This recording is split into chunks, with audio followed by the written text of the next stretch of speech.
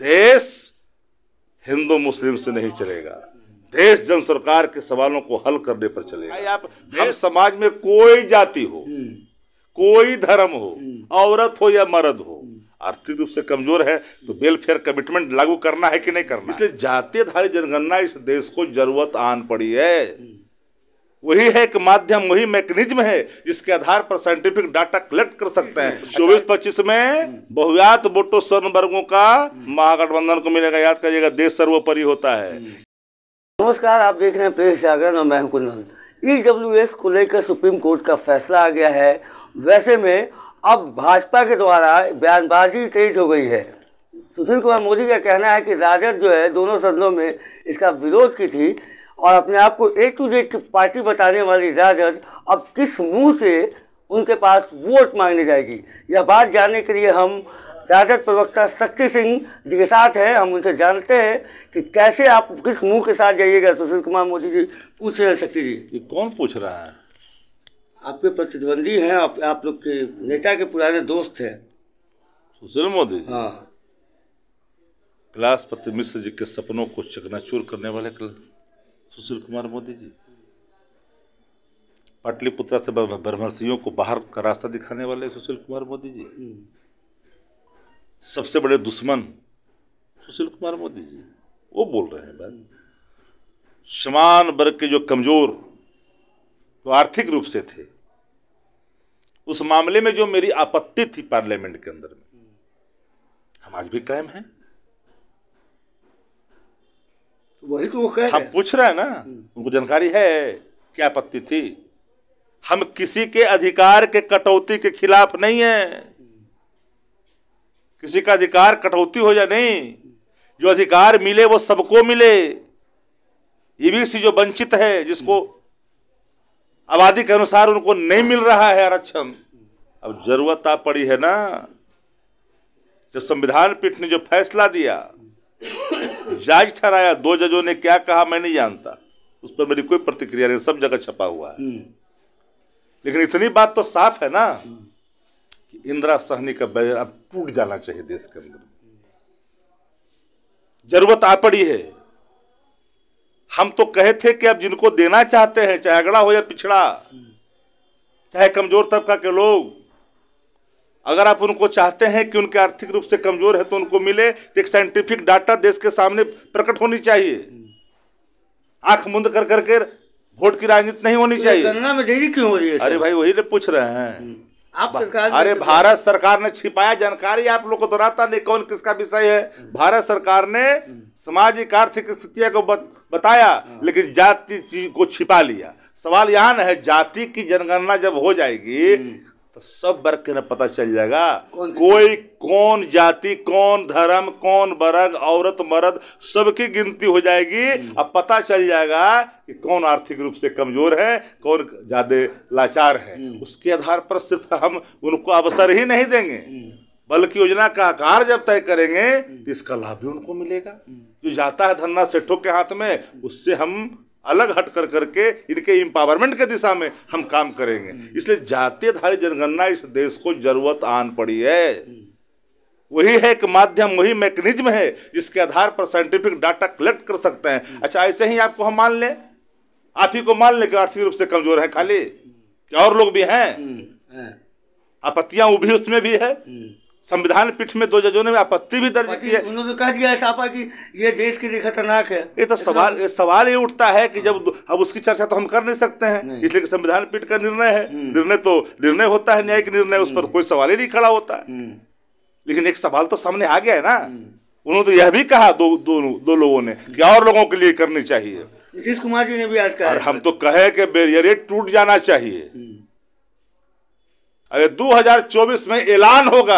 आप लोग की तो मांग है कि जिसकी जितनी भागीदारी उसकी उतनी हिस्सेदारी। अरे भाई, तो आप EWS पे कैसे आ जा रहे हैं? हम भैया EWS की बात कहाँ छोड़ रहे हैं भाई। हम तो बोल रहे हैं कि भाई हम समाज में कोई जाति हो, कोई धर्म हो, औरत हो या मर्द हो, आर्थिक रूप से कमजोर है तो वेलफेयर कमिटमेंट लागू करना है कि नहीं करना है, उनको अवसर देना है कि नहीं देना है। चाहे भंगी का बेटा हो, चाहे तन पिछड़ा का बेटा हो। तो क्या इसको राजनीति में नहीं आना चाहिए? मान लीजिए कि जो एक विधायक हमेशा लड़ रहा है उस क्षेत्र आरक्षण पे, अगर उस लेवल पे आ गए तो उसको भी नहीं मिलना चाहिए। सवाल ये उठता है, तो वो नहीं है। आपको लोग को, हमको लगता है कि आप लोग पत्रकारिता करते हैं तो कुछ मैकेनिज्म को एक बार सुन लिया करिए ना। जो सीटें आरक्षित होती है उसमें एक ही व्यक्ति नहीं लड़ता है कि निरंतर वही लड़ रहा है। कभी वो जीतता है, कभी वो जीतता है, कभी वो जीतता है, कभी वो जीतता है। तो उसके लिए जो बना हुआ है, जो देश के संविधान निर्माता बाबा भीमराव अम्बेडकर साहब ने जो हम लोग को अधिकार दिया है, अरे पूना पैक्ट नहीं अगर होता तो देश में वंचितों को वोटिंग राइट छीन लिया गया होता। ये लोग, ये मुट्ठी भर लोग जो चाहते थे बहुजात वर्गों के हम हक को छीन लें। हम किसी के हक के छीनने की बात नहीं करते हैं, हम सबकी बात करते हैं, हम A to Z की बात करते हैं, चाहे वो सामान्य हो या पिछड़ा हो, या अत्यंत पिछड़ा हो, दलित हो या महादलित हो, सबकी बात करते हैं। वोटिंग राइट सबका एक है, सबका फंडामेंटल राइट सबको है। किसी को हम प्रभावित होकर के हम कुछ कर दें अलग विषय है, लेकिन एक बात होनी चाहिए साफ शब्दों में, जहां समाज के लोग कमजोर हैं, लाचार हैं, बेबस हैं, आर्थिक, सामाजिक, शैक्षणिक स्थितियां जिनकी बदतर है, कितने % लोग हैं जो उच्च शिक्षा ग्रहण नहीं करते हैं? कितने लोग हैं मालूम है आप लोगों को? पता कर लीजिए, पढ़ लिया करिए आप लोग भी। 13% इस देश में एक कमरे में रहने पर मजबूर है, एक ही कमरे में। तो वो पता है कि 75% आबादी जो है एक टाइम की। अरे नहीं, फिर जानकारी आप लोग का अभाव है। दिक्कत है कि जानकारी, सर्टिफिकेट डाटा आप लोग के पास रहता नहीं। सुन लीजिए, अरे अब सुनिए ना, अरे अब सुनिए ना भाई, आप लोग जानकारी तो यही ना है कि आप लोग इसका बढ़िया से, अब तो नेट का जमाना आ गया, पढ़ लिया करिए। 51% दिहाड़ी मजदूर है, दिहाड़ी मजदूर है 51%। इस देश में अमीरी और गरीबी की लड़ाई नहीं है। अब तो सवाल हो गया कि देश में दुनिया का सबसे अमीर आदमी इस देश की संपदा पर 2 व्यक्ति काबिज कर रहा है। यहां अमीरी गरीबी भी समाप्त हो गया। न ये सरकार वर्तमान में न गरीब का है, न अमीर का है, न कमजोर का है, न लाचार का है, न बेबस का है। ये 2 व्यक्ति का है, हम 2, हमारे 2 का है। सवाल यहां खड़ा है, हम तो हमारे 2। हाँ, उस पर सवाल खड़ा है। एक बात जान लीजिए आप लोग, देश हिंदू मुस्लिम से नहीं चलेगा, देश जन सरकार के सवालों को हल करने पर चलेगा, देश वेलफेयर कमिटमेंट को लागू करने से चलेगा, देश चलेगा देश के बुनियादी सवालों को आगे बढ़ाने के लिए चलेगा। आप चाहते हैं गरीब गरीब होता जाए, रुपया गिरता जाए, अर्थव्यवस्था चौपट हो जाए, महंगाई सर चढ़ के बोले, बेरोजगारों की फौज लंबी होता जाए, यही सरकार है। हिंदू और मुसलमान, इमरान, लद्दाख में हिलता हुआ चीन का फैलता हुआ साम्राज्य, ये सवाल नहीं है देश के अंदर में होगा।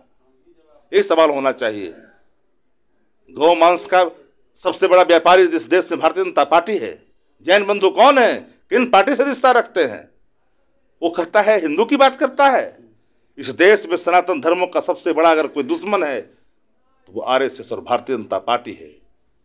सनातन में आडंबर कमजोर करता गया सनातन। स्वर्ण का दुश्मन कौन है? स्वर्णों का, जो जिस पे बात चल रही है, स्वर्ण का दुश्मन कौन हो सकता है? EWS आरक्षण जो है क्या उनमें आई है? आप लोग कह रहे हैं कि निम्न वर्ग में भी आना चाहिए। काहे नहीं आना चाहिए?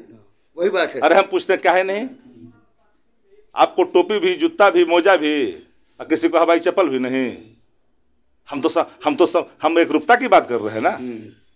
आपको सब कुछ मिलता जाए, इस देश के अंदर में कोलिजन सिस्टम लागू रहे, एक व्यक्ति को चुनता रहे। तो वही तो सुशील कुमार मोदी कह रहे हैं कि किस मुल्क के साथ जाएंगे वोट मांगने स्वर्णों के पास। तो स्वर्ण के खिलाफ हम कहाँ हैं? आपको क्या लगता है कि स्वर्ण पर कितने वोट आपको देंगे? मतलब अंदाजा 24-25 में बहुजात वोटों स्वर्ण वर्गों का महागठबंधन को मिलेगा। याद करिएगा, देश सर्वोपरि होता है। इनके धार्मिक उन्माद से नहीं चलेगा। कौची कर रही, ये क्या किए हैं? उप मुख्यमंत्री बन गए, अपने स्वर्ण के लिए क्या किए थे? बड़का स्वर्ण के तैसी हो रहे हैं। एगो गृह मंत्री थे देश में, उनको भी लात मार के पीछे हटा दिया। इस स्वर्ण के लिए क्या कर रहे हैं? बड़का स्वर्ण के ही तैसी हो गए। मोदीवादी चेहरा लेकर करके स्वर्ण समर्थक हो गए हैं। ये देश देख नहीं रहा है क्या? है नहीं देख रहा है देश? किसने कमजोर किया यहाँ स्वर्ण को? हाँ, किसने कमजोर? भारतीय जनता पार्टी ने कमजोर किया। छीना अधिकार उसको, करे वो, हम तो सबको अधिकार दे रहे हैं भाई। चाहे आर्थिक रूप से, चाहे जो जात कमजोर हो, सबको मिलना चाहिए। मतलब स्वर्ण आपके साथ हैं और अरे पूरा A to Z साथ है। इनके अब फंसने वाला है जाल में, भाजपा के जाल में, जान नहीं रहे हैं।